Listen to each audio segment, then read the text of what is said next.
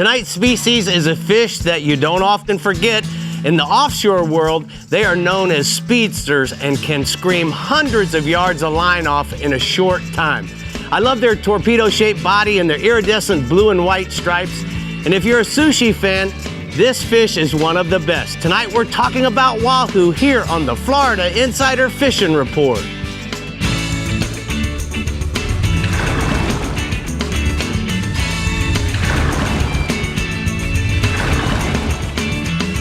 Welcome to the Florida Insider Fishing Report, presented by Yamaha. You're watching the Florida Insider Fishing Report, and today we are talking about one of the most favorite species to catch here in Florida, wahoo. You know, catching a wahoo is no walk in the park either. For most of us, you really need to know how to target them from driving the boat, having the right rig, and even fishing the right moon and tides. You're absolutely right, Brie. And you know, you and I have caught a lot of wahoos together, and the cool part about a wahoo, it never gets old. It doesn't matter whether you caught them this big or torpedoes. I'll never forget when we brought that big torpedo that was in the cold open. Oh my gosh, I got goosebumps all over again. It was awesome. All right, well, in addition to our exciting and complex species tonight, we have a special guest, Chef Taylor Sanders, joining us today, cooking up something wonderful. She's gonna teach us how to make some Florida lobster with pesto and grilled veggies. Oh. Super healthy. And of course, we have our special Dave Farrell at the CCA Workbench. Yep, I'm over here trying to avoid all these treble hooks I'm playing with. Don't get in trouble, Dave. Stinger rigs. But we're not going to talk about those much. Dave's staying out of trouble. Yeah. All right, that's enough. Let's start with the who's who in the Alvey Reels Northeast region and see if we can't get some toothy critters on the line this weekend. Hello, Tommy Derringer. Hey, Brie. I think we can get lots of toothy critters on the line, especially wahoo. You know, we have a fantastic wahoo fishery here in the Alvey Sidecast Reels Northeast region. You know, fishing for wahoo, it's a pretty big deal around here. And although this time of year is really not the time of year we go and target those fish, you can catch them year round. Now, probably the best time to catch wahoo in my region, it's going to be during the winter months from December through February. And most anglers are going to troll for those wahoo. They're starting at about 140 feet of water, and then they're going to work on out to the ledge. You're going to be looking for a few things out there. You know, one thing is concentrations of bait, especially near or on top of any kind of structure, and also any kind of color change. If you find that good color change or hard edge, you're going to want to fish that really good because the wahoo really like that change. Now, most anglers are going to troll a skirted ballyhoo or a variety of lures like an islander or a black bart. And you're going to want to troll a ballyhoo and those lures at about 8 to 10 knots. But you know what? There's a lot of anglers, and especially the tournament anglers in my region, that like to high speed troll as well. And those guys are going to be pulling something like a Mr. Biggs lure behind trolling leads at about 15 to 18 knots. And they're typically going to start in a little closer, like 120 foot, and then they're going to work their way on out to the ledge. It's a way to cover a little more ground for those guys. Now, not very many people target wahoo this time of year, like I said, but sometimes the guys trolling for kingfish in close, they'll get one to bite. I've even seen a few big ones caught in as close as the 9 Mile Reef out of St. Augustine, but that's a really cool and rare occurrence. And I've got a photo here. Captain Jason Hadges from J-Hook Fishing Charters sent me this picture of his crew and clients with a monster wahoo that they caught northeast of St. Augustine. That's a big old wahoo there, guys. Sure is. Now, moving on, staying offshore, but moving into the kingfish, don't put your kingfish gear away just yet. I spoke to Captain Scotty Shank, and he tells me there's still some really nice kingfish on the nearshore reefs out of St. Augustine this week. Has been a little choppy, but they are out there. The pogies have still been a little hit or miss, but they have seemed to be hanging around a little more as of late, and the bait has been a little bit easier to find. So speaking of the pogies, I also spoke to Captain Rob Bennett, and he tells me he's been catching some bigger kingfish right there along the beach from Mayport all the way to St. Augustine around those bait pods. Now, Rob said he's doing some chumming also. He's tossing some live pogies behind the boat as they're slow trolling along. And he also said there's some really huge jack crevalles in the mix, and that's always a lot of fun. That's gonna seriously scream some drag off the reel. And I've got another picture here. Johnny Casara sent me this picture of his daughter Alexis with Captain Jimmy Laidler and her big kingfish that she caught right there along Ponte Vedra Beach. Now moving inshore, with this little northeast wind flow we've had this week, it really reminds me that it's one of my absolute favorite times of year to toss a topwater plug for redfish. This weekend we have the perfect topwater tide as well. with that mid-outgoing tide at first light. You're gonna wanna fish the edges of the grass and the oyster bars with that plug. Now just look for the concentrations of mullet and fish those areas. It's easy to find. There's a lot of mullet around right now. Also, with that northeast breeze, the mullet should start pouring in to the inlets, and the redfish are gonna move not only to the inlets, but the edges of the ICW on that mid-morning low tide, looking to feed on those mullet. A live finger mullet or even a cut piece of mullet fished along those bait schools is gonna be a really good bet for those redfish this weekend. And speaking of the mullet run, guys, the tarpon, they are really starting to show more in the inlets and along the bridges this week. As those big schools of mullet get flushed in and out of those areas, tarpon are gonna be set up, waiting for them to come by, and they're gonna be feeding on them. It's time to put your cast netting skills to work. Grab some of those bigger mullet in your cast net and use those for bait. I like to free line a large live mullet. I like to hook it to a 6 to 8/0 Eagle Claw Trocar circle hook. That is the best hook going, man, for those tarpon. Try to get your bait to swim on the edges of the bait school, or just wait to see a rolling fish and make a cast right out in front of them. Now, there's also been some tarpon in the pogey pods along the beach. It's been one of those here today, gone tomorrow type scenarios where the bait's thick one day and non-existent the next. It fits that old adage, you don't know unless you go. You know, I don't know how many times I've said that this summer about the beach fishing. And guys, I got one last picture here. Allison Wren sent me this picture of a big tarpon that she caught on her brand new Pathfinder 25. Nice. Great picture, Tommy. We appreciate all your effort, and keep us abreast as the mullet, how it's going, that migration. Certainly the region south of you is really happening. Jim is supporting that, and you'll hear about that here in a little bit, Brie. But it is time for the strike zone northeast hotspots. He says inshore tarpon at all the area inlets and bridges. Net some of those large mullet, free line them around the schools of bait, and then offshore the kingfish at the 9 Mile Reef along the beach. In the pogey pods, slow troll live pogies or mullet for those kings. Chumming with pogies has also been very effective. Mullies. All right, the Garmin Panhandle region is seeing the stripes more than normal this year, and no one is complaining about it. Right, Pat? Hey, Brie, I tell you what, they definitely are not. We have some good wahoo fishing, and this year seems to be better than the past several years. Generally, the wahoos are caught offshore of the break in 200 plus feet of water, but they're also often caught, closer to the beach, within 2 or 3 miles in 65 to 100 foot of water. And they can be caught year round. We've got a really good wahoo fishery to the west at the river mouth, at Mississippi River mouth, late winter. But generally speaking, they're typically targeted May through November off the Florida Panhandle. And they're structure oriented, like Tommy was mentioning. And it's either floating structure on the surface or bottom structure. And that floating structure that extends down into the water column, like maybe a deadhead log or, something that's got some depth to it that's floating on the surface, tends to hold more wahoo, in my opinion, than just a flat, floating, piece of structure like a pallet. Troll baits that stay below the surface, like a jethead or a trembler, in purple, black, blue, orange color combinations are all really popular wahoo colors. And many are caught by charter boats by basically pulling lures either on their way out or on the way in or between bottom spots. And there's a photo of a really nice wahoo caught recently this past week with Captain Chris Kirby on the Backlash out of Destiny. Nice. He was pulling lures at 15 to 18 knots between bottom spots. So wow. You're moving from A to B full of bait. And then staying offshore, the Vermilion snappers this past week, there's been a lot of really nice ones being caught. And they're being caught the same way you're catching the triggerfish with a 2-hook chicken ring. Cut squid, minnows, and cut minnows are the bait of choice. Using a light wire circle hook. Often the triggers can be so fierce that, you can't hardly get past them. But if you drift off the spot a little bit, those vermilions will also often follow you along. And they can be really fun on light spinning tackle. And I think they're probably one of the tastiest snappers out there. And good ones are pushing about 3 pounds right now. And then moving inshore, day or night, the speckled trout fish has been steadily improving. Daytime, fish the deeper edge of the grass flats in 3 to 5 foot of water, or where that flat rolls down into the deeper part of the bay. Pilchers and small pogies are the baits of choice. But if you want to catch enough, you want to catch enough baits to sweeten up the area you're going to fish by, live chumming. So, catch more bait than you need.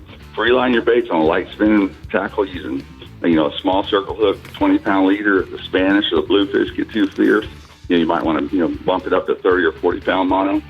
And then at night, the lights are doing really well on the docks. Look for moving water, quietly approach the lights, and stay back as far as you can to make a long cast into that light sphere.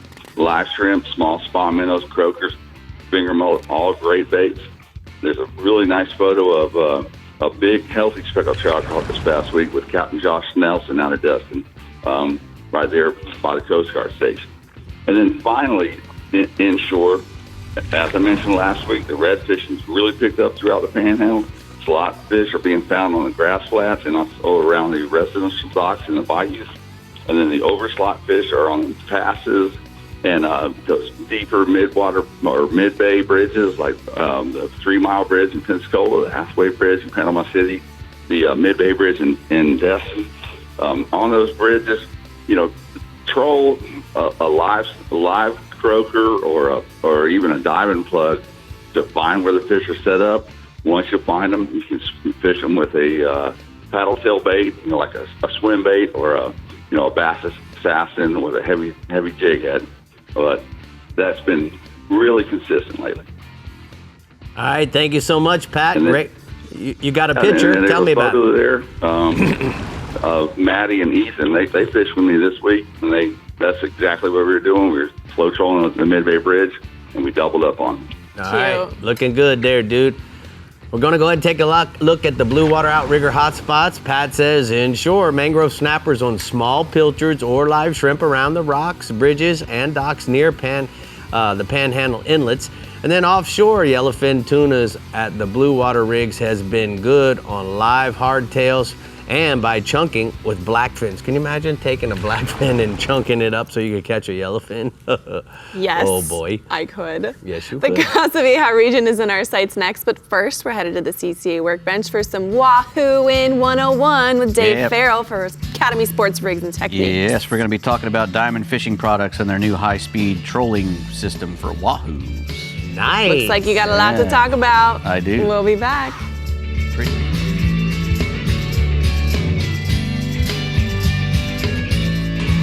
The Florida Insider Fishing Report is brought to you by Yamaha. Reliability starts here. Contender Boats, always in the game. Noble Air Charters, raising the bar yet again. Rodan, set it, forget it, catch more fish. Sirius XM Marine, weather, fishing info, and channel surfing. And Daiquiri Deck, Sarasota's favorite place to meet. Reliability. Yamaha is legendary for it. But it's more than a legend. It's something boaters have come to value. Why? Because it's rare.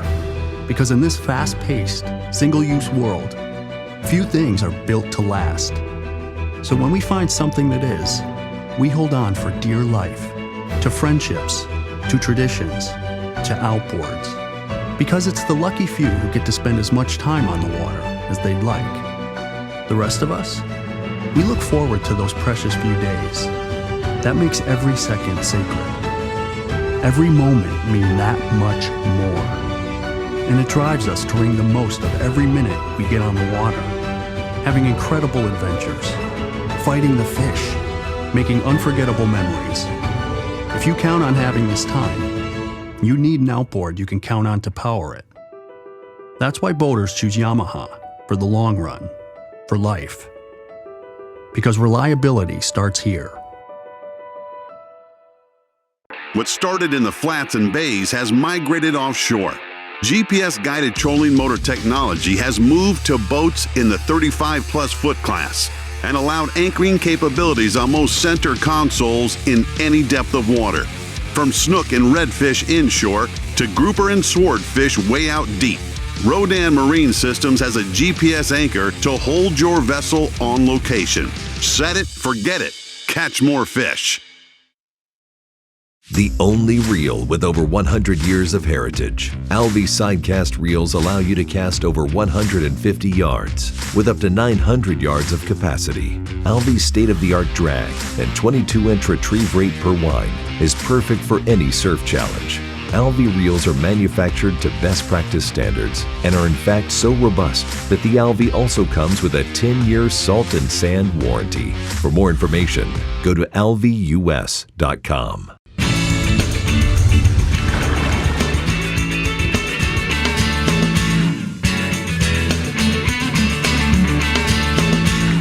Well, here at the CCA Workbench, it's time for the Academy Sports and Outdoors Rigs and Techniques. Dave. Well, we're going to be talking about high-speed trolling for wahoo, and that's, probably about 10 or 15 years ago, they started doing it a lot in the Bahamas, and they had a bunch of big wahoo tournaments over there, and the guys who were normally winning were high-speed trolling because they had to cover a lot of ground. That was one of the reasons why they were doing it. They had to cover a lot of ground in between bites, and wahoo is a mackerel fish, and he likes fast-moving stuff. Right. So that'll trigger a bite from him. So the guys at Diamond Fishing Products, they've made a system that goes from the swivel at the end of your main line all the way to the lure, and you can buy everything from them and go out there with 4 lures and troll over a nice piece of structure and catch you a wahoo going 12 to 25 knots. So, all right, so where do you want to start? Let's start at the swivel. From where your main line comes down to where you attach all this stuff, you want to have a really good ball bearing swivel and you need a load bearing swivel like this, not a barrel swivel, a ball bearing swivel. Ball bearing swivel. And Diamond makes a really nice one. That's a 300-pound one. That's a great one for this so this would situation. Tie straight to your Correct. mono or braid or whatever you can either have 80 or even 130, but right. Braid, nowadays I would use braid because you can fit, so you can use a 50 wide instead of an 80 wide, right? Because you can fit so much line on them, and you can still get enough drag to catch these fish on a 50 wide. So from your 300-pound swivel here, you go straight to their trolling weights, and these are high-speed trolling leads, and they make 3 different kinds. This one right here is a pro-rigged version, and all these have a nice piece of brass that goes all the way through to keep them from disfiguring when you bend them or whatever. That brass keeps a nice straight tube through there. They got really nice stainless steel balls on it so that it free spins really nice. And because this is a pro-rigged version, it's got a nice little piece of, I guess, what you call what the heck is that stuff? It's it's a coating. Yeah, it's keep it from chafing off. It's chafe gear is what it is. Right. Exactly. And if you don't, another good swivel. Yeah, and then another good swivel. And then, but first off, he also makes these other ones. You can get them unrigged with the brass tube. Right. Or you can get the ones, this is the kind that we normally grew up with just a straight cable running through it, and it's inside part of the deal. All of these have the weight forward design, which is very special with these lures. These leads, the weight is up at the front to help it dig deeper and go deeper into the water column. And they're all super smooth so that when you're going really fast, they don't wobble. Right. Because if you get a wobbling lead and it looks like a fish, the wahoo could come and eat the wahoo. And that often happens too. Yeah. We always joke about it. You could bring your lead in and there's a bunch of scratches in it from a wahoo. So in between your lead and your lure, when you're going really fast, you want to have a shock leader. And what that does, it's a big piece of monofilament, either 150 all the way up to 400 pounds.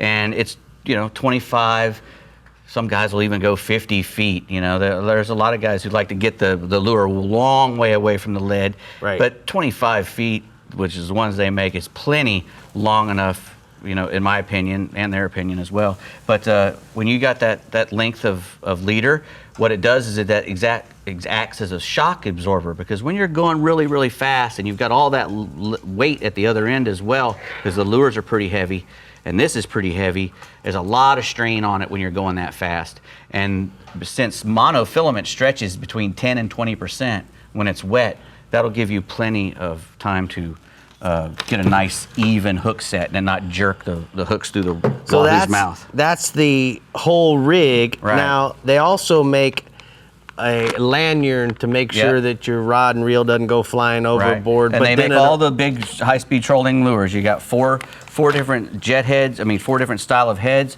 All of them have oversized jet holes in them. Right. And this is a smooth version to make it go a little deeper. Right. And they either come unrigged or you can buy them rigged up. with 900-pound cable on the hook sets and 480-pound cable in the front, it's not going to come apart. And where do we go to find and buy all this? Diamond Diamond Fishing Products. Yeah, Diamond Fishing Products.com. Yes. All right. Bree, we must move on, even though it smells like yes, we good must. stuff over here, man. We got some good cooking going on. I know, I can't wait. The Casa Vieja region is producing some stud wahoo catches lately, so let's get Captain Jimbo Thomas on the line to see if he can let us in on some of the secrets. Hey, Jimbo. Hey, Bree. Hey, Rick and Dave. Yep, wahoo, they can be found year-round. And one of the best times to target wahoo is around the full moons of August, September, and October. Now, there's a couple of ways to go about catching wahoo, and one of the most productive tactics is to fast troll weighted lures, just like you guys are talking about, at anywhere from like 10 to 15 knots, or you can slow down to 6 to 8 knots and fish a 3.5 or number 4 drone spoon or a sea witch and bonita strip combo and fish them behind a wireline outfit or behind a number 2 or 3 planer. So basically, you want to get your bait down deep. Now, wahoo also love to eat baits under the kite or on the flat lines, and more bites from those wahoos will come off of big baits, a big Speedo, Blue Runner, or Goggle Eye. Those are all good bait choices. And with those big baits, it's not a bad idea to use a stinger hook. Now, wahoo also like to hang around floating debris, much like dolphin. They can be caught by trolling deep diving lures or dropping live baits or jigs around and under those floaters. And that's where the bulk of the wahoos that we've been seeing lately, they've been coming from underneath those floaters. Now, you definitely want to use a piece of wire leader since those wahoos have razor-sharp teeth. And just like most of our offshore fish, you want to look for blue water with north current in the 100 to 500-foot range. Now, I got a photo here. This is a 37-pound wahoo caught by Jane Thomas, and this one ate a flat-lined live bait about a month ago. So that's a nice one there. Go, Mama Jane. Yep.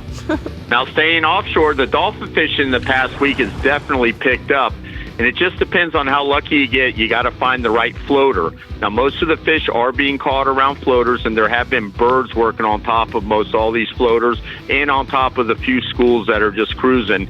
And you want to look for these dolphin anywhere from 4 to 15 miles offshore. Now, they've been eating trolled baits, rigged ballyhoos, small feathers, R&R mahi magnets.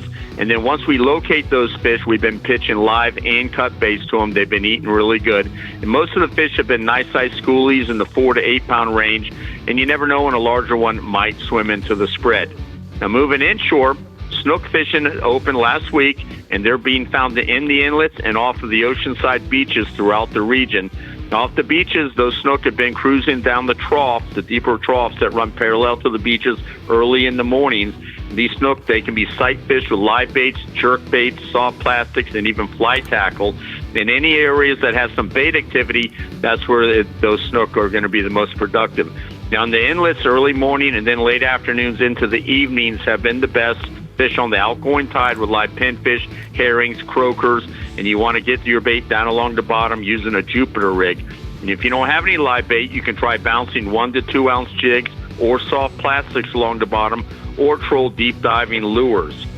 And then we have some bonefish on the flats of South Biscayne Bay. Bone fishing has been best first thing in the morning before that water gets too warm. Now, on the oceanside flats from Ragged Key, South Angel Fish Creek, tailing bonefish have been right up along the shoreline early in the mornings on the higher stages of the tide. And then the inside flats from Caesars Creek south to Broad Creek have also been holding schools of bonefish. They can be found mudding on the flats that have good tidal flow. Now, most of the fish are being caught on small live crabs, but decent-sized live shrimp will work, along with quarter-ounce pink or brown skimmer jigs, and also crab pattern flies. All right, Jimbo, thank you so much. That was a great report from the southeast Casa Vieja region. We're going to go ahead and take a look at the R&R tackle hotspots. Jimbo says look for the snook in all the area inlets off of the beaches in the early morning and evening fishing with both artificial and live baits. And then offshore, he said look for dolphin offshore hanging around the floating debris, have some live baits in the well, and then have some cut baits ready to go. Ready to go. You hear all that noise over there? I do. Must be. That's our chef. Chefy. She getting with it. All right, if any of you are wondering, yes, even wahoo can be entered in STAR. Any fish you catch offshore or inshore can be entered in the Power Pole Conservation Division to win prizes. Even the 2017 STAR tagged redfish that was caught in Boca Grande this past Friday could have won an angler prizes, but you gotta be registered and a CCA member to win. Heard that story over and over again. You still have over 3 weeks of fishing left to enter your catches to earn your share of nearly $500,000 in prizes. You know, you gotta buy a fishing license. Just go ahead and register, do guys. It all in one shot. You could win a boat. You could win everything. You could literally win everything. Yeah. All right, guys. Well, make sure you stay hooked. The Star Trek Central West and Fish Bites East region is up next. But first, we're seeing what's cooking over there with Chef Taylor Sanders. Looking good, Tay. So healthy. Lobster. Making noise. Oranges. The Florida Insider Fishing Report is brought to you by Power Pole, Total Boat Control, Bass Assassin and Saltwater Assassin, the best lures, period. Blue Water Outriggers, everything for your outdoor adventure. Garmin, join the club. Florida Coast Equipment, Florida's largest Kubota dealership, serving Southeast and Southwest Florida and Florida's Space and Treasure Coasts. And Casa Vieja Lodge, 5-star angling in beautiful Guatemala. I'm Captain Rick Murphy, and I'm a life member of CCA. Why am I so involved with CCA, you ask? Because I want our fisheries to be in better shape for my kids and their kids. CCA is working to ensure the future of recreational fisheries and the rights of recreational anglers. The future of fishing starts today with you. How do you want to leave things with your kids? If you're like me, you'll want to make the right choice and go to joinccaflorida.com right now.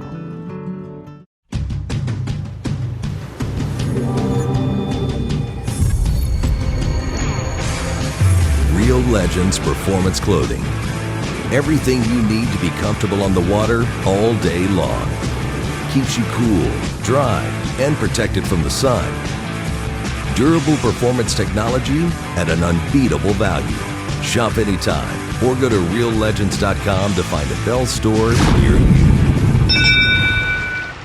Every year, Noble Air Charter flies over 20,000 outdoorsmen and families just like you economically to over 300 Bahamian and Florida destinations. Noble Air Charter makes a substantial investment improving booking and aircraft route planning to create the most affordable and economical flight possible. And tomorrow, Noble Air's team will rise to the challenge to raise the bar yet again. Navigating at night can be dangerous, even for the most experienced drivers. With over 400,000 pixels, Night Track makes it possible to navigate in the dark with confidence. Night Track seamlessly interfaces with all multifunction displays, 2013 or newer, and offers boaters or the outdoorsman peace of mind at an affordable price. For more information, call 251-605-9100.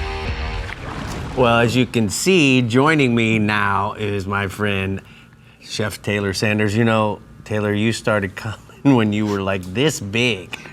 Now, I'm glad to be back. 4 or 5 years, right? Yeah.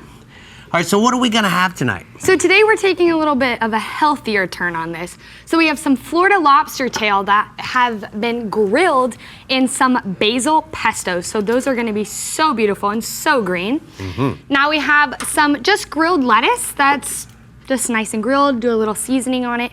So good. We've got some grilled zucchini, some grilled squash, a little bit of broccolini, getting all those veggies in. So excited about that.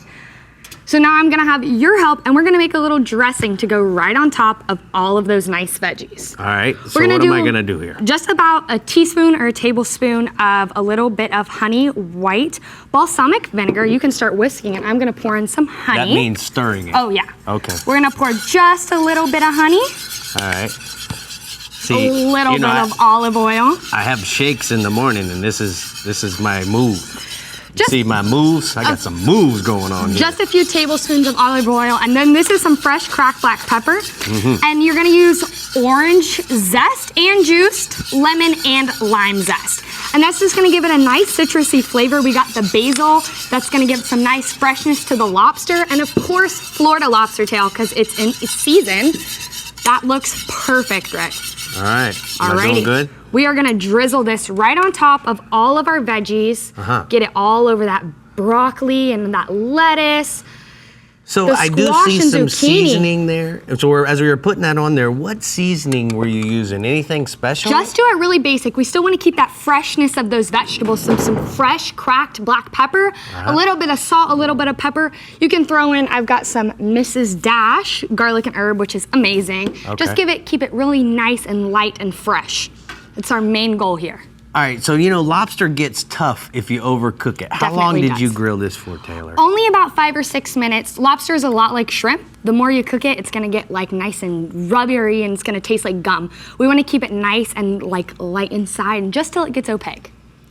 All right, now this recipe, it's hard for me to keep up. Dave, is hard for him to keep up. So where would we go to find out this stuff? You can look me up on Instagram and Facebook at Chef Taylor Sanders. I'll have the recipe for the pesto, the recipe for this little vinaigrette that we put on top, and all the goodies of how we made this dish. How is it? Oh my God. Can a man get a fork? Can somebody just send me a fork? I got my little knife right here. I don't need anything but a knife and my fork, okay? Keeping it light and fresh and some fresh Florida lobster. Brie, take this away so I can have a bite of this while you're not looking. Oh my goodness, all right. Can't wait to get up there. Who will travel in the Startron Central West region. So let's see just how far we'll go with Captain Jeff Page. Talk to us, Page. Okay, well, wahoo are a pelagic species that in the Startron Central West region, you got to get out in the Gulf. We're not so fortunate like our friends on the East Coast to be able to take a little bay boat a couple miles out and hook a big billfish or a wahoo. Here, Captain Chris Seeger likes to tell me that we like to start 40 miles on out to 100 plus. And what he likes to do is he likes to troll lipped plugs down weed lines or over wrecks, springs, or big ledges. He likes to troll them around 7 to 9 knots. And you can put some 100 to 200 pound 7-stand wire on them for safety. We've been pulling a billfish spread.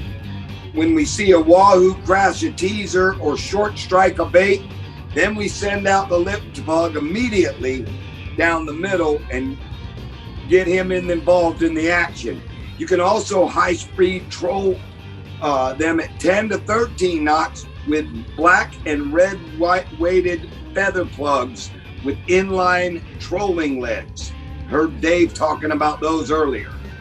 Really cover water when you're going in between grouper spots and always keep an eye on your bottom machine for good bottom shows. Push save when you run over something good and then go back and fish them when you have a chance.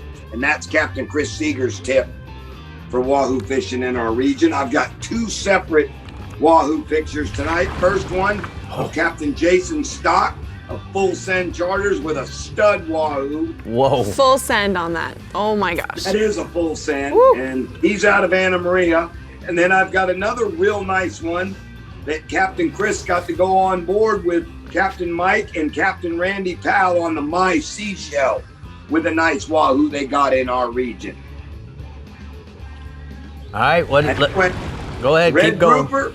All right, red grouper refishing remains consistent, 110 to 130 feet of water over areas of hard bottom. And like I say all the time, it doesn't have to be big areas.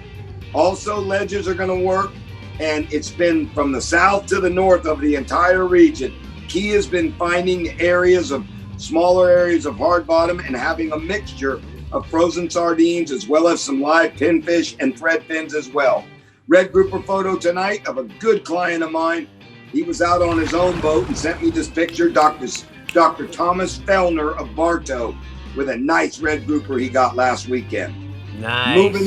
Moving inshore, redfish. It's another good week of weather, Rick, and that means another good week of red fishing in the Startron Central West region. When it's calm in the morning and you can run down the edges of grass flats and shorelines And on your way to fishing other spots, 9 times out of 10, if there's a group of redfish, you're going to hump them up and you're going to see them. And that's what's been going on down south, Turtle Bay, Bull Bay. I've gotten good reports of good fishing around the mouth of Burnt Store Marina as well, over there in Captain Danny Latham land on the higher stages of the tide. Seems like the fish wait till that second half of the incoming, then they move up on top of the bars, get in there with a mullet, get around the oyster bars. And a lot of times you can sit there with chunk ladyfish or a rigged gold spoon, like a 1/4 ounce or 1/2 ounce gold spoon, and cast it out in front of the school and then let it sit, not the spoon, the chunk. Spoon, you want to steady reel it and your rod tip in one position. And those fish are going to pick it up. Don't be surprised if you get a big jack, because they're mixed in with the school. To the north part of the region, lots of good red fishing going on around Long Bar, Palmasola, and Terracea Bay. Same game. High tide, fish the oyster bars and mangrove shorelines. Low water, fish the troughs and the potholes off the edge. You like throwing plastics, the saltwater assassin golden brim sea shad on a 1/4 ounce jig head's going to work. My redfish photo tonight is of Carson Green Jr. with a real nice one he got with me the other day, and he's from Orlando. And my last species tonight, mangrove snapper. Much as I want to talk about snook or trout, that mangrove snapper fishing, Rick, it's like down there around Flamingo right now. All the grass flats, all the rock piles and docks inside all our inlets, holding good keeper 12, 14, even 16-inch mangs. And it's been neat because you can catch them on artificials just as well as you can on chunk bait. I've been getting them on small white soft plastic jigs, even smaller chrome topwater plugs and gold spoons. Key is finding that sizzle bait on the flat. You can set up a drip or you can put your power poles down and work around the bait. You're going to catch your limit of snappers, no problem. And my last photo tonight is of a happy client with a really nice inshore mango snapper she got with Captain John Gunter of Hook One Charters out of Braden in Florida. Nice. Captain Got Page. that shade tree hat on too. Yeah, man, that was a thick one. That's the new Ricky Fowler Puma Power Pole Hunter's hat. That's it. That's it. All right, bud, we're going to go ahead and take a look at the daiquiri deck hotspots from the Central West region. He says inshore, snook and redfish, nighttime docks and bridges, fishing in New Pass and Longbow Pass with a live pinfish or a grunt. And then offshore, permit, holding on the artificial reefs 3 to 7 miles off of Anna Maria. Live pass crabs on a 3.0 Trocar circle hook, and 25-pound diamond fluorocarbon leader is going to catch those permit, Brie. All right, Rick, the Fish Bites East region is excited for fall when the wahoo hunt blackfin tuna and bonita on the edge of the reefs. Forget pumpkin spice lattes, we want wahoo. Talk to us, Mike. That's funny. The fall wahoo bite is really focused on the juvenile blackfins and the bonitas that are migrating near the natural and the man-made reefs. You'll find consistent concentrations of those fish around Push Button Hill, the steeples, and also the drop in the reef from 175 to 300 feet of water from Palm Beach all the way up to Hood Sound. It seems like there's a peak in the dawn wahoo activity, like 4 days on either side of the new and full moons. That's when the tides have the greater influences on those areas, and you'll get a lot of fish chewing right at dawn. You'll also find wahoo around anything floating, particularly items that are deep in the water column, like garbage bags or waterlogged logs or big ropes that go down in the water. And a lot of times you'll get multiple fish off those, and to make sure you circle back around when you get a bite. Most anglers targeting wahoo like to cover a lot of water. You do that by trolling a black and red or black and blue colored lure with a double hook mullet or ballyhoo behind it. There's a lot of blue runners in the area right now, and you can slow troll them on the reef with a number 7 wire stinger rig, or you can cast net a live well full of mullet right now and pull them on the reef. And you'll also catch a lot of wahoo as incidental catches on jigging spoons by the guys that are just, working those spoons around the artificial reefs these days. Average wahoo in my region is going to be 20 to 40 pounds. I have a photo. That's Nelson Turnage with a wahoo he caught in 215 feet of water out of Jupiter. He was fishing with Captain Charlie Stuve, and that fish had a trolled mullet. The other thing, there's been this big influx of juvenile sardines and red minnows into the area. That's picked up the blackfin tuna bite. They mix in with the bonita, move closer to shore to feed on those tiny bait fish. The best blackfin action will be along the edge of the reef in 200 to 300 feet of water, but you'll also find them around Push Button Hill and mixed in with the bonitas on some of the wrecks and even moving in close as, 40 or 50 feet of water. The further south you go in the region, the more skipjack tuna will get into that mix. Blackfin are notoriously boat shy, so you can troll a red or a silver or a pink feather. You want to put it way back behind the boat, or you can slow troll a smaller pilchard or sardine or finger mullet, again, way back behind the boat.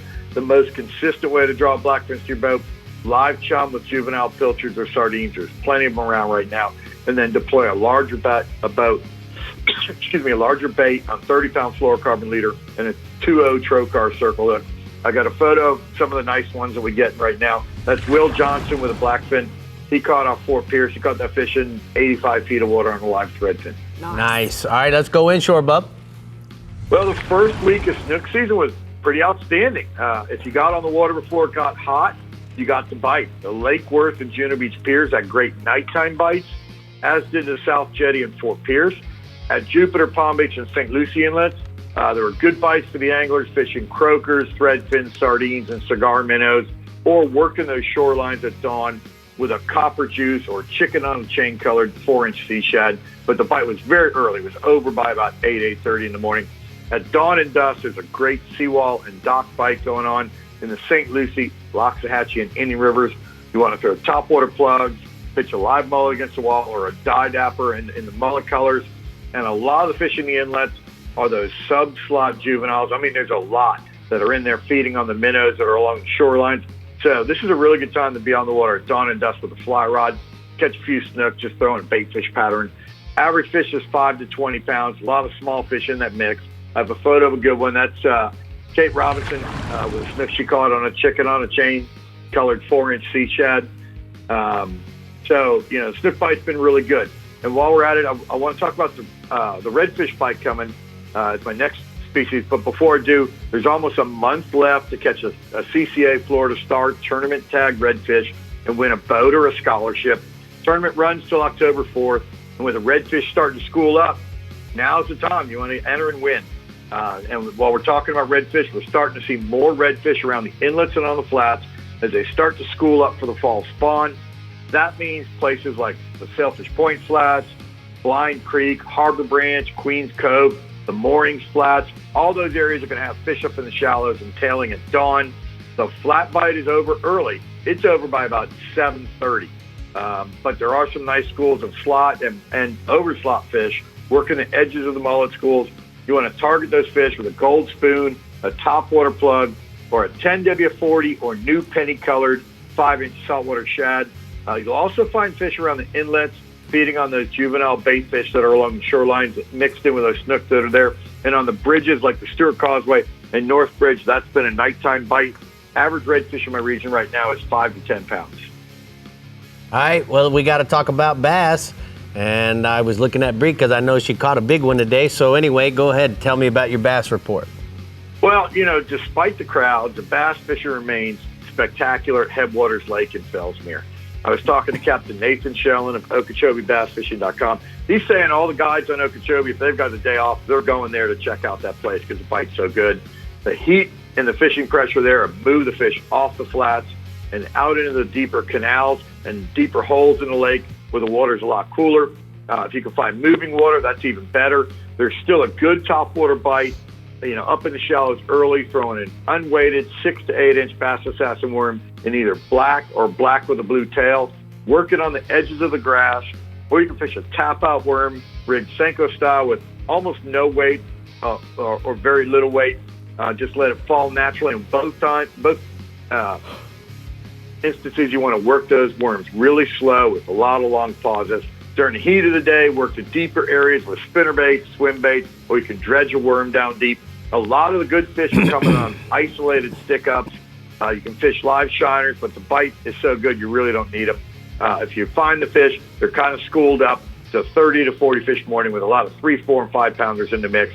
And Sean said the lake's been really crowded, early in the day, but in the afternoon, evenings, the bite's been just as good with considerably less boats. So if you're going to go out there, maybe go out in the afternoon after a nice rainstorm. All right, Hollywood, thank you so much. It's time for the T&H Marine Hotspots From the Fish Bites region, he says inshore snook feeding on the minnows at dawn and on the south side of the St. Lucie Inlet. Bait fish flies, copper juice colored sea shads, or live pilchards are going to work for the snooks. And then offshore, sailfish, kingfish, blackfin tunas in 120 to 150 feet of water east of the St. Lucie power plant. Live threadfin, sardines, or cigar minos. I knew you were going to do that. All right, coming up on the Florida Insider Fishing Report, we're headed to the Bell's Central East region. But first, we're seeing what kind of new and shiny things Dave has for us at the CCA Workbench. Where'd he go? Dave? And Oh, there you see how are. deep this thing. It's 8 gallons. Oh, there you go. It's all the way in. He's 8 gallons deep. We'll be Hold your back. whole head. It'll hold your whole head. It's for Dave's, not Dave's. It's like the mouth of a lion. That's how brave I am. Yeah, what it is.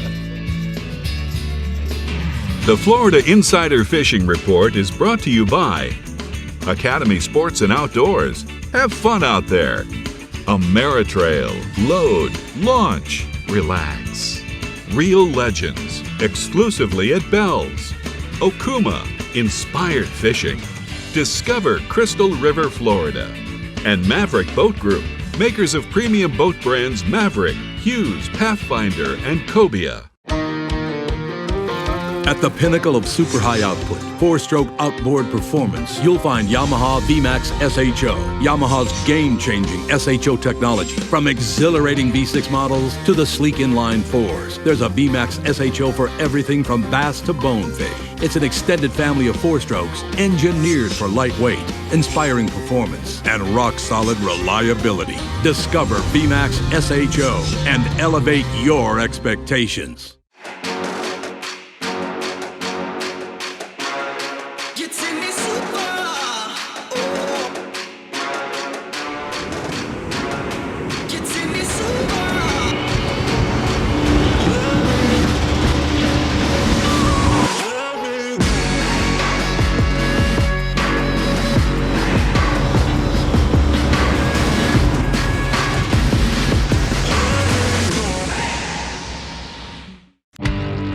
Stetson Blaylock, Todd Orton, Head Fury, let's go!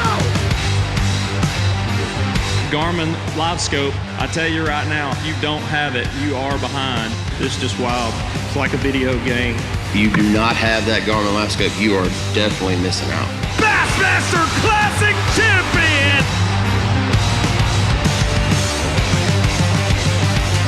Here in the Florida Keys, we're doing our best to keep guests and residents safe from COVID-19. Here's how you can help. Please respect each other and wear masks in public places. Please don't gather in large groups and maintain 6 feet of separation. Take 20 seconds and wash your hands with soap and water or use hand sanitizer. Enjoy the Florida Keys and stay safe. For more details, go to flakeys.com.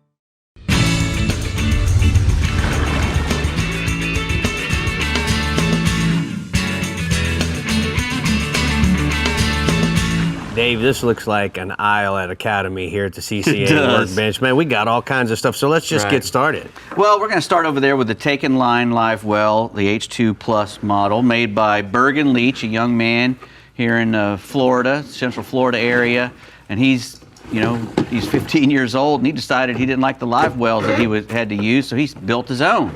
And these are 8 gallons live wells, and you can fill it up halfway that much if you want to make it easier to carry or whatever. It's got dual aerators inside. You can leap inside there, and he's got them mounted into a little waterproof box on the back, the aerator, so water can never get in there and mess them up like they do on all the other ones that I use. Exactly. And it's got a really big handle up there on the top where you can carry it. It's strong enough to carry 8 gallons of water. You can either get it with 2 rod holders it comes with, or you can get the extra ones as well. You pay a little more, and also has a really good drain, and that's a good spot for your knives and your hooks and your little lures, whatever it is. Exactly. Here's the drain, cup holder. Yep, nice drain where you can drain out half the water or whatever if you need to. It's got all stainless steel hardware on it, and that's a waterproof box he puts on the side so you can put your phone or your keys or your wallet in there. He thought of everything. Yes, So, he did. Good And job, this Bergen. also comes with a wheeled. Correct. You can get the Terra Plus version, which has 4 wheels on it. You can pull it down the pier with you or down, So where do we go to find it, Dave? Go to takenline.com. Takenline.com. And good job, Bergen. Next, we have some Starbright stuff here. We got some Power Pine Boost Wash, Boat Wash. It's a powerful pine wash, biodegradable, phosphate-free, and super concentrated. That bottle right there will treat 96 gallons. You put 2 capfuls per gallon, and just makes your bilge and your fish box so good. and everything smell really good. It leaves fresh, clean. I like this product. It's good a on lot. fiberglass, everything. And then you come back behind it with your Starbright water absorber, and this is the new chamois that they have. Correct. It's the ultimate, and it's what it is. It's a performance drying towel. It's all-purpose, super soft, long-lasting. It sucks in a ton of water. It won't mold or mildew if you take good care of it properly. Yeah. When it gets dirty, you can throw it in the wash machine. Don't want to throw it in the dryer, but you can throw it in the wash machine and take care of it. It's 3 square feet. 3 square feet. Yeah, so it gets pretty good size. That's a big one. Yeah. Yeah, man. Yeah. Good job, guys. I like that. Starbright.com. You won't have to worry about putting these in your car, Dave. Nope, that's for sure. All right. I'm going to switch for you, though. Okay. Last but not least here, well, maybe not last. We'll see. We got a couple of Alvy reels. The one up there is called the 650 GRBC, and they all have the same Alvy design, no nonsense. It's hard to tear them apart. You can drop them in the sand, in the salt water. They have a 10-year salt and sand warranty. As long as you rinse them off, you'll be fine. But this is the really cool one because it's got the new high speed. It's a 2-to-1. All Alvys in the past have been 1-to-1. This is a 2-to-1, so you could actually throw lures in the surf or whatever you want. It pulls in 3 feet a turn. 36 inches of line on one turn. It holds 1,200 yards of 20-pound mono. a million miles of 15-pound braid. So, it's a great thing to throw in the surf. And this is the Stealth 65. It's a carbon fiber reel. This is the Stealth Yellowfin. Yeah, and it's got all carbon fiber infused all throughout of it, even the back and the front. The carbon fiber spool. It's got an automotive coating on it. It's hard to break it, It's unbelievably light. It's incredibly light. It's got a titanium spindle in it, so everything is super, super light and super strong and made to withstand. Made to withstand any kind of salt intrusion or salt. Where do we go to find the Alvys? AlvyUS.com. So, Dave, which one of the Alvys are you going to take home? I think I'm going to get both of them. Yeah. Oh. Yeah, that's what's happening. Oh, boy. See that, Brie? How that just happened? I lost both my Alvys. That'll happen. That'll happen. Give a man a choice, you lose everything. Captain Jim Ross has the 411 on the Who Bite in the Bell's Central East region, so be prepared to take some notes. Hey, Jim. Hey, how's it going this evening, gang? We're good. Just smelling up this yummy lobster plate Taylor cooked for us. Oh, I'm dying over here. I need some of that. I know I need some of that. You know what? Wahoo in my region, they're pretty elusive. There's not a lot of guys that specifically target them, but the guys that do know one thing. Wahoo love to chase small blackfins and small bonitas. And if you pull lures that imitate those two types of bait fish, then you can definitely catch them yourselves. Now, one of the things that you really want to do to increase your odds of a hookup is by trolling those large plugs at slightly faster speeds than what you would if you were typically trolling for, say, dolphin or sailfish or some of the other species. So that 5, 6, 7 knot range is a little slow for Wahoo. They like speed, and so you want to get up there 8, 10, even a little bit faster, 12 knots if you have some stuff that'll stay in the water. And great colors to use, especially if you're using a skirted ballyhoo or some kind of a skirt and hook combo, are all black, black and red, black and purple, or black and green. It seems like that black stands out better, especially in the low light conditions when Wahoo like to strike. They like to feed at dawn. They like to feed at dusk. Some of the other things that you can do is, especially in my Central East region, is find where the ridges or the reefs are. If there's no discernible features out in the water, there's no weed lines, there's no color changes, things of that nature, these fish seem to target areas where there are hard bottoms. So the 21 fathom ridge sometimes, more likely though the 27 fathom ridge, the Ocalina bank that we know as the cones or steeples, And some of those deeper, hard edges like that seem to work best. And if all else fails, then just try and check the rips on the western edge of the Gulf Stream. That's generally a good place just about any time of the year.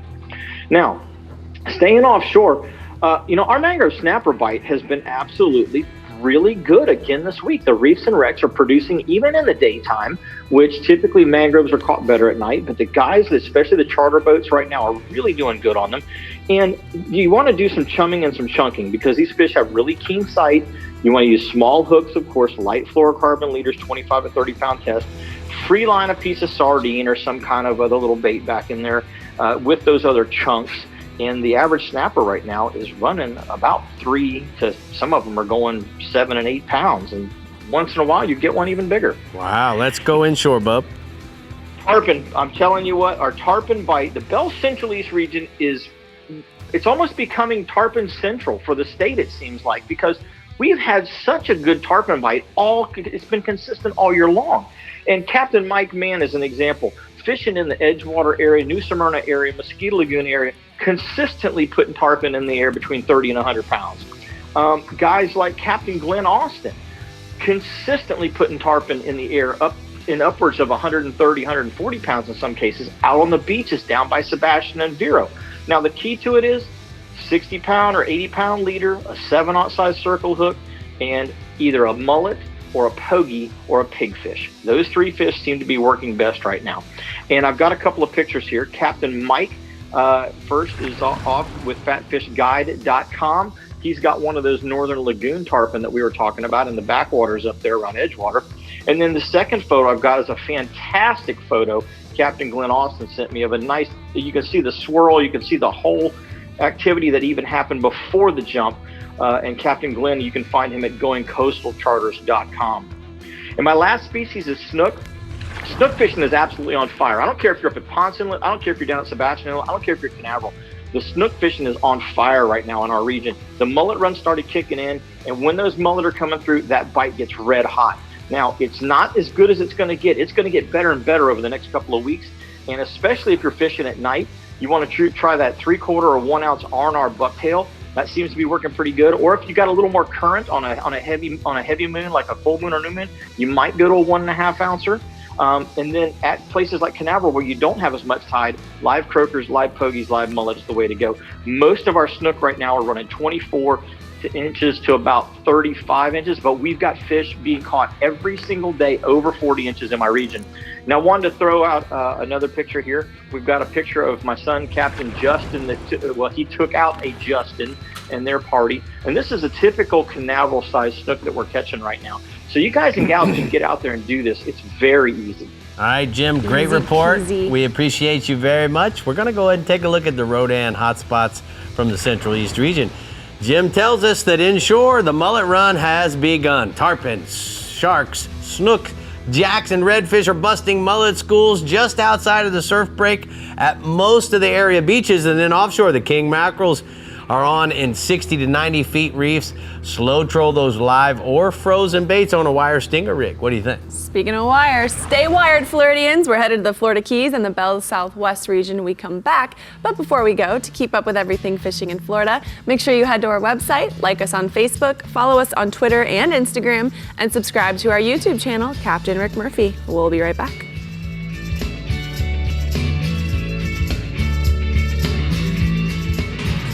The Florida Insider Fishing Report is brought to you by StarTron, cures and prevents ethanol fuel problems. Albi Reels, a better way to fish. CCA Florida, the voice of recreational anglers for over 30 years. Diamond Fishing Products, our reputation is on the line. Murphy's Law Sport Fishing, book your trip today at murphyslawsportfishing.com. And Strike Zone Fishing.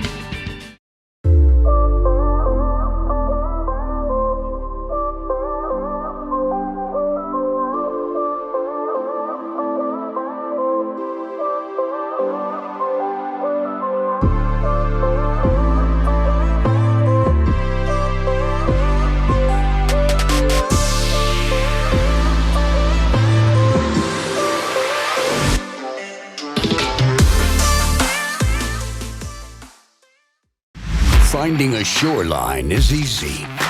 finding a sure thing is not. For over 20 years, anglers from Kitty Hawk to California and every shore in between have come to know one thing: that nothing says no to fish bites. So just stop with the fishing and get busy with the catching. Ask for Fish Bites or Fish Bites Fight Club lures or visit fishbites.com.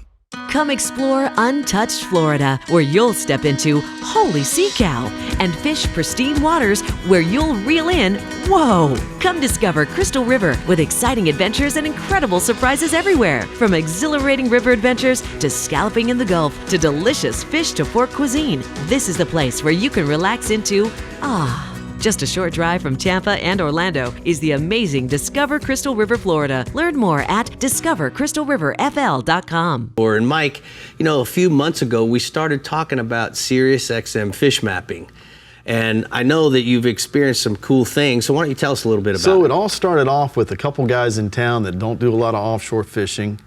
They started texting me some pictures of wahoos to put up for the Insider Report. Right. Well, the third time he had sent me pictures, I called him and said, hey, what's going on? He's like, well, we caught 3 wahoos today. I'm like, how?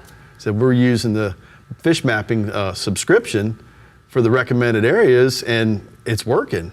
So then I got in touch with you, and you got me hooked up with the guys, and here we are. We put you on pro staff so you could help us field test the product. What have you experienced? So far, the first thing that I really got into was the blackfin tunas. I started using the fish mapping service and starting to show me some of the temperature breaks and this and that. And we were finding blackfin tunas and bonitas.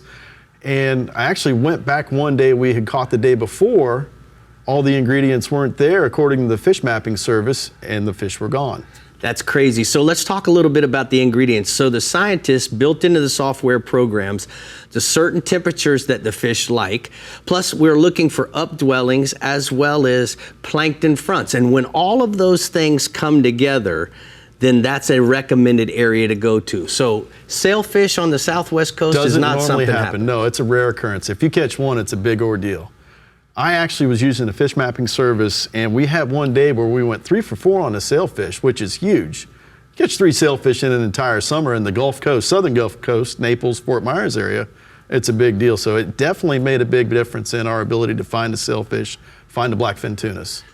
So guys, if you want to know more about this SiriusXM fish mapping, you just got to go to SiriusXM.com/fish mapping for your free trial. It truly is a game changer, that fish mapping. It really is. I think it's not fair anymore. I can't imagine where we're going to be in 2 or 3 years as technology continues to advance the product, because it's really good now. It's awesome. All right, we're headed into Whoville in the Florida Keys, so let's hear a few tips from the pro, Captain Randy Tao. Talk to us, Randy. Hey, good evening, fish fans. Here in the Garment Keys region, we catch our wahoos this time of year offshore, mostly around floating debris. So when you're out dolphin fishing and you see a pallet or you see a bamboo tree or something floating, you definitely want to make a pass with your wahoo rig. And you can do that either trolling a lure or trolling a wahoo bait that's going to get down under the surface. It doesn't have to get real deep, but if it gets down 3 or 5, 10 feet, that's great. And oftentimes you'll troll by that floating debris and you'll catch a wahoo. And sometimes they're not real big. Sometimes they're weehoos. We call them on the smaller side, but you never know. You can also drop down a live bait, and you can also try the vertical jigs as well with a short piece of wire on it. And usually you're going to find a wahoo of some sort if it hasn't been hit by somebody else, which is always a possibility. But don't rule it out if you see something. And our main wahoo season is really in the wintertime, where we target the wahoos along the reef and some of the wrecks. But for now, some pretty decent wahoos offshore if you're lucky enough to find that piece of debris. I've got a picture from Gil here in Tavernier, who was out last weekend and caught a nice wahoo under a piece of debris.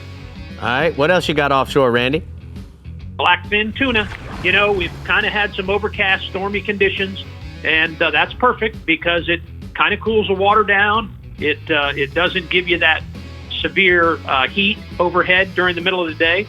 Normally you're going early morning, late afternoon, but some of the guys are getting most of the day in, And they're doing it with live bait. They're trolling dark feathers, or they're trolling a black or pink colored eel. They work really good. Now, the tunas haven't been big on all the humps. Islamorada marathon humps, they've been averaging about 3 to 5 pounds on the troll and maybe in that 10 to 15 pound range on the live bait. But I've got a photo from Captain Richard Black with Black Fly Charters here in Islamorada with a little bit bigger than average blackfin tuna. Nice. Yep. All right, let's go inshore, Bub. You know, we still got some snook around, even though snook season opened September 1st. You know, they have a social media just like we do, and they put it out there that September 1st they're going to have a little difficulty surviving because everybody likes to get that snook dinner, and there's nothing better. And the snook fishing's been consistent. It's been good, and they're all sizes. They're underslot, they're overslot. It's great to see the fishery strong like we've had it the last few months. And right now, it's no different. Guys are finding them up on top of the flats. They're sight casting, and they're also fishing the shorelines and the channels on those higher parts of the tide. A live pinfish has been working great on a jig head, and believe it or not, I caught some the other day on live ballyhoo. Worked really well for me. I've got a photo of Ashley Gilbert here in Islamorada with her opening day snook dinner. Woohoo! Nice. All right, one more to go. You know, we got to talk about the slimy bonefish because it's that time of year and everybody likes to chase these things around, and there's some big hoopla that it's really cool to do this. And some of the best fishing right now is in the lower keys, so it's not necessarily Islamorada per se, but Key West and the lower keys have some great bone fishing this time of year. Sight fishing up on top of the flats, and also those big muds when you get the real low tides. All those fish move out of the shallow water. They get into about 2 to 4 or 5 feet of water, and they mud. And sometimes you can go in there with a jig and really have a field day on catching them. I've got a photo from Jack Carlson with 2 Conchs Charters out of Marathon. He does a lot of stuff like that with his boats. And I've got his angler Benson with a Marathon bonefish. Looking good. All right. Thank you so much, Bub. It's time for the Sunset Inn hotspots from the Florida Keys. He says inshore bonefish fish the low rising tide for tailing fish in the early and the late times of the day when it's much cooler. And then offshore, dolphin. Start fishing in 300 feet of water and be careful not to run too far offshore because you could miss the fish because they've been really shallow. Why is Randy just so hostile towards bonefish? He don't like those bonefish. Hostile. He's slimy dogs. He don't like them. All right. In the Bell's Southwest region, we're maybe gonna. because you can't eat one. Oh, maybe. We're gonna run Forest Run if we want to get the chance to get a who aboard. So let's get Captain Ronnie Houston on the line to hear all the details. Hi, Ronnie.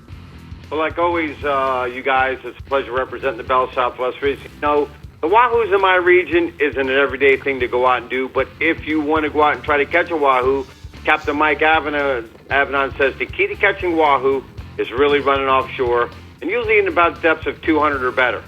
Once you get in those depths, you know he suggests high-speed trolling or trolling lip plugs. They work as well. But they are caught all year round, but he tells me wintertime is definitely better. Areas to look for, if you're interested in trying to do it, would be Pulley Ridge, Christmas Tree Ridge, or to the north in the Steps area. Now, also they can be caught around offshore Rex Springs, but a good suggestion Mike wants to give out is the Sirius XM fish mapping is a good way to find the areas to start looking using the fish recommendations. Now, once you get into those fish recommendations, you want to watch your bottom machine for schools of bait and keep an eye out for birds. These are a few tips. Not likely it can be done all the time. But to get you started, here's a good tip. Now, on the offshore side, the red groupers. Red groupers been consistent all year. And Captain Corey McGuire to the north from Panhandle to Stunt Pass says, key right now for those guys up north is 70 to 90 feet of water. The fish have now started keying in on bait stacks. He says, larger dead baits such as mullet and bonita is what he uses, and they've been his favorites because it's harder for the smaller fish to pull off the bait compared to using sardines and herring. The Captain Mike Avanon to the south from Marco de Sandoval says, you know, right now to the south, 65 to 90 feet of the depth for him, and he said he hasn't had a problem filling out limits. The baits he's been using is jigs with fish bites, but he's also telling me using cut baits will draw in more fish. They got a picture of a variety of fish, including a couple red groupers, walk caught with fishing with Cap Mike Avanon. Now on the inshore side, Snook fishing. Fishing's been great throughout the whole region, and it can be done in a couple different ways. Now, Captain Danny Latham to the north says plenty of fish along the beaches and passes, and the best bite has been in the passes on the outgoing tide, and he strongly says he's using live pinfish. Now, I've been fishing a variety of areas like a nighttime bite along the intercoastal docks and seawalls around Marco, Naples, and Estero. Now, the tide really doesn't make a difference. Most important thing you're going to need to know is as long as you got some good moving water, that's going to produce the best bite. Live shrimp, as well as bass assassin shrimp and root beer or Papa Smurf and white and chartreuse bucktails have been working. But then also further south for me, from Lossman's River to Coon Key, outer Gulf Islands on the last half of the incoming to the first half of the outgoing, you can use a variety of baits like live herring, pilchards, cut mullet or ladyfish on the bottom, and a variety of topwater walk the dog lures and bone, chartreuse, olive and chrome and colors. And I got a couple pictures. One to the north will be with Captain Danny Latham, one of his clients, and one is Captain Ray Culver Jr. on opening day of snook season. So obviously the fish on my end of the region didn't get the social media message, and he was able to get him a couple slot-sized snooks. Last week is going to be the redfish. Captain Danny Latham, Captain Corey McGuire both report plenty of schools of redfish are roaming through Pine Island Sound, along with Placido, Bull, and Turtle Bay. They're telling me look for the fish to be pushing on top of the water and can be caught in a variety of artificials. Topwater plugs, gold spoons, and 4 to 5 inch soft plastic jerk baits on a jig head. To the south, Whitehorse Key to Mormon Key for numbers, outer Gulf Islands, and these fish are schooled up, but you won't see the fish to the south here pushing on top of the water. The higher tides have been better, cut baits working well, and soft plastic shrimp and paddle tails on the jig head, gold spoons, and topwater walk the dog lures. And I got a couple pictures of a group picture while fishing with Captain Danny Latham. And I got a picture of a gentleman who just fished with me, Scotty Hogan, while fishing south, throwing topwater plugs. Hey, Ronnie, I got a quick question for you. You know, you and I are going to be fishing this week. What do you think we're going to go do, bub? Well, we're going to do a variety of things. First thing is, I want to make sure you and your guys are ready to take off by about 7 o'clock out of the marina. Tides are going to be important this week. We got a high tide about 8 o'clock in the morning, and we're just going to casually fish and have a good time. I think that's the better way to do it instead of having any pressure. We're going to go out and catch a variety of redfish, variety of snook, try to catch some juvenile tarpon, and then we'll see where we'll go from there. And we'll have some good tips coming up in the off-season while following your YouTube channel through the whole off-season. All right, Ronnie, you covered everything perfectly. I appreciate you more than you know. And I'm going to go ahead and take a look at the Catty Can hotspots from the Southwest region. Inshore, Triple Tail, Lossman's River to Jack Daniels Key Park at the boundary markers, submerged trees, and tide lines along the points. And then offshore, Mangrove Snapper, Sanibel to Stump Pass, 65 to 80 feet of water, fishing wrecks and ledges. Man. So, how'd you sneak in a trip with Ronnie Houston? I can't tell you everything.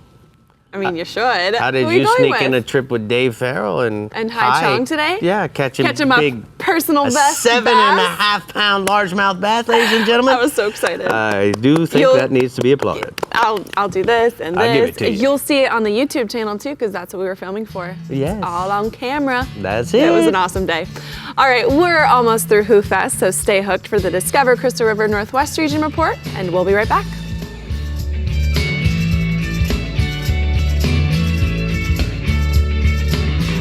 The Florida Insider Fishing Report is brought to you by Yamaha. Reliability starts here. The Florida Keys and Key West. Come as you are. The IGFA. Fish for the world. Sportsman's Adventures. Fishing for adventure. And Bells. Everything you need to live life local.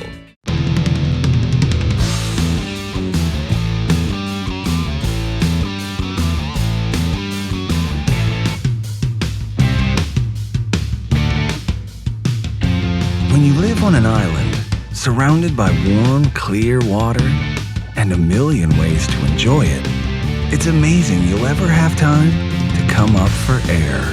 Key West. Close to perfect, far from normal.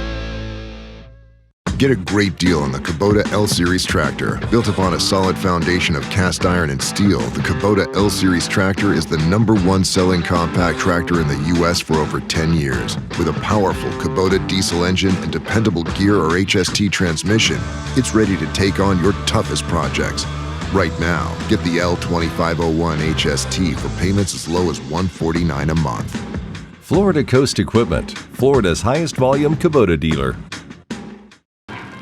Remember the glory days of gasoline? It's just not made the same anymore. Kick your gas into gear with StarTron. Pump up the performance in all of your engines. Cure the problems of ethanol with the power of enzymes. And maximize your mileage every time you drive. Kickstart your engines with StarTron. Have you ever felt your heart pounding while feeling the power of a tarpon in the Florida Keys? Or experienced the changing colors of a mahi as you bring it on board? Whether it's in the Bahamas, the Florida Keys, Guatemala, or the Florida Everglades, Murphy's Law Sports Fishing has the ability to guide you to the fish of a lifetime. To book your trip today, call 305-246-0673 or go to murphyslawsportfishing.com.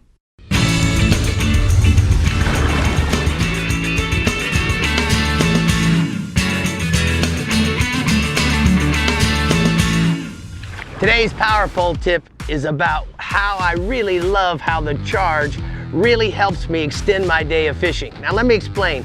When we're running up and down the beach chasing schools of tarpon, or maybe on a spot lock in a channel situation, we're really using a lot of voltage out of our trolling motors. Now, when I hook a fish and I simply jump down and turn that switch and start the big motor, now I immediately start replenishing my trolling motor battery voltage.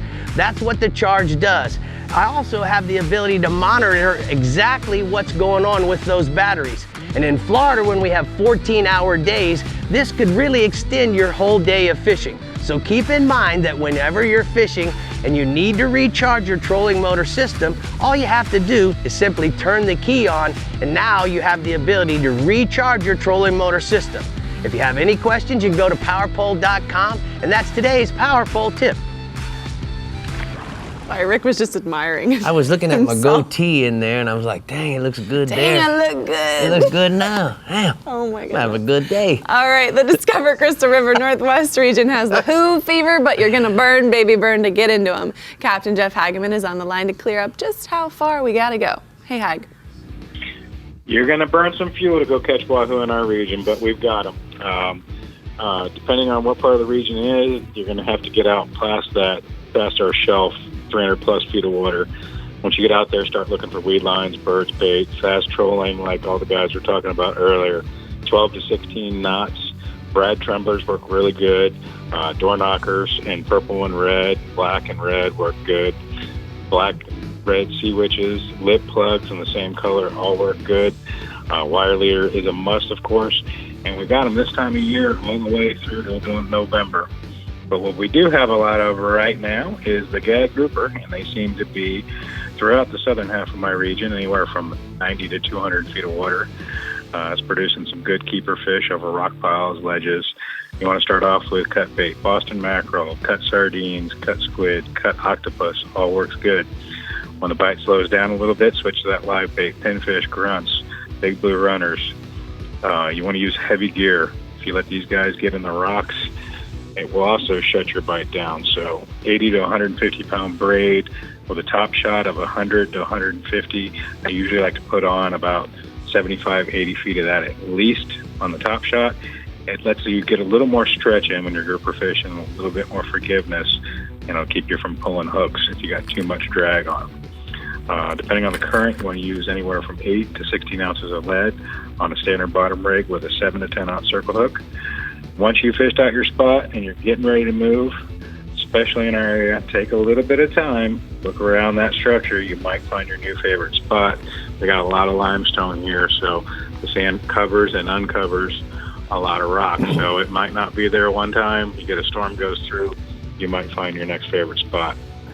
Moving inshore, Captain Mike Manning of Action Fishing Charters out of Newport Richey reports a great redfish bite right now from Clearwater to Hudson. On low water, the fish are up skinny, tailing on the edges of the grass flats. On high water, you want to look for mullet schools around oyster bars and mangrove shorelines surrounded by grass flats. Cut bait and live bait have both been working really well. If you're going artificial, sight fishing on that low water with a 5-inch white jerk shad with a weedless worm hook or a gold 1/4 ounce spoon are his go-to baits right now. And I got a nice photo here of a nice Newport Richey redfish, with Captain Mike Manning. All right, what else you got for us, bub? The snook bite in the lower half of the region remains strong. You want to fish the outer bars on the beaches right now and passes. Pinfish, grass grunts, and sardines have been preferred live baits, either free-lined or lightly weighted. As far as artificials go, that same white jerk shad on a 1/4 ounce jig head is hard to beat. Both the incoming and outgoing tides at their strongest have been the best bet. Most of the fish right now are averaging anywhere from 25 to 27 inches, but we still got a lot of big females in that 30 to 40 inch range being caught quite frequently. And I got a nice photo here of an Ozona snook with Captain Jimmy Huddleston. So, Hag, I got some questions for you. That's a beautiful snook, man. Jimmy's been really catching some big fish there, but, you know, that's a lot of heavy-duty stuff when you're gag grouper fishing.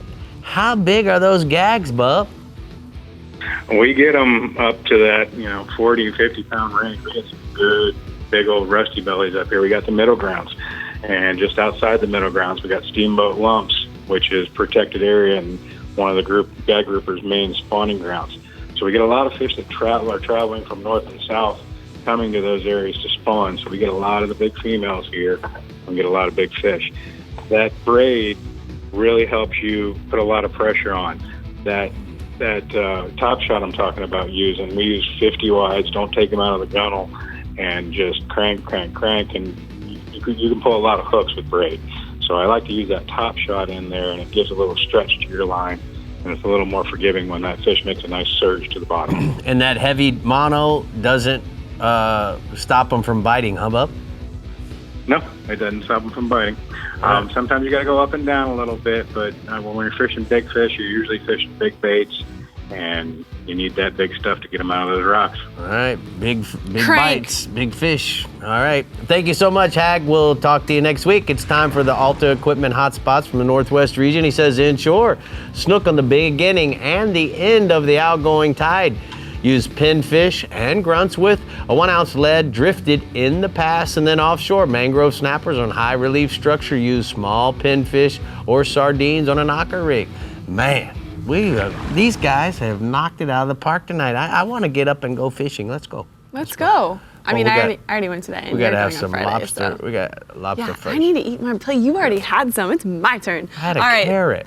See how she does me, Go guys? eat your veggies. I'm going to get the lobster. The reports are in. Hopefully we've prepared you for a fall season full of wahoo hookups, but stay tuned so we can tell you what we're fishing for next week right here on the Florida Insider Fishing Report.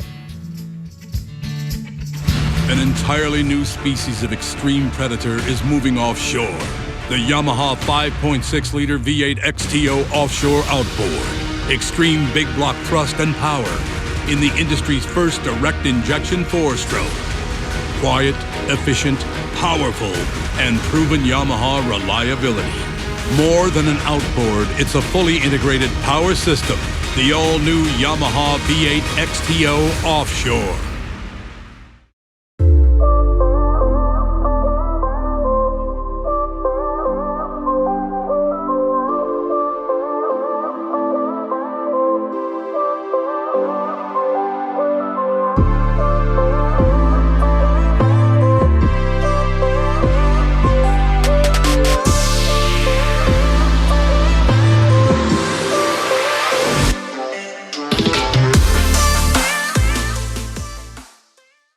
Why is Casa Vieja Lodge on everyone's bucket list? Left teaser! Left flat as well, 2 fish! They're everywhere! Right flat teaser as well! Left flat, right flat teaser!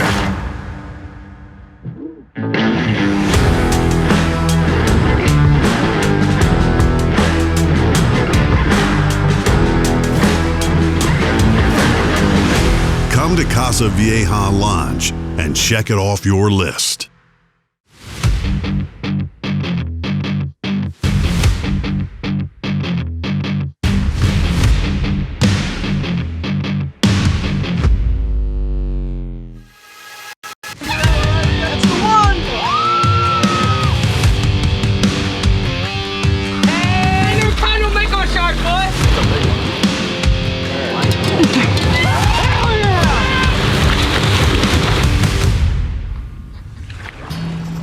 Next week, we're talking bonefish, Randy Tao's favorite. So make sure you tune in. Take the week off. And I can't help but smell this lovely pesto sauce and the lobster. I even brought my own fork so I could eat it, not with my fingers, Rick. So we're just gonna do this. I'm gonna have a carrot. Oh yeah, keeping it healthy. Dave touched my carrot! Taylor, thank you for joining us. I'm so glad you guys had me. Make sure you look out for her recipe. Go catch a wahoo, and we will see you next week. Later. Bye, guys.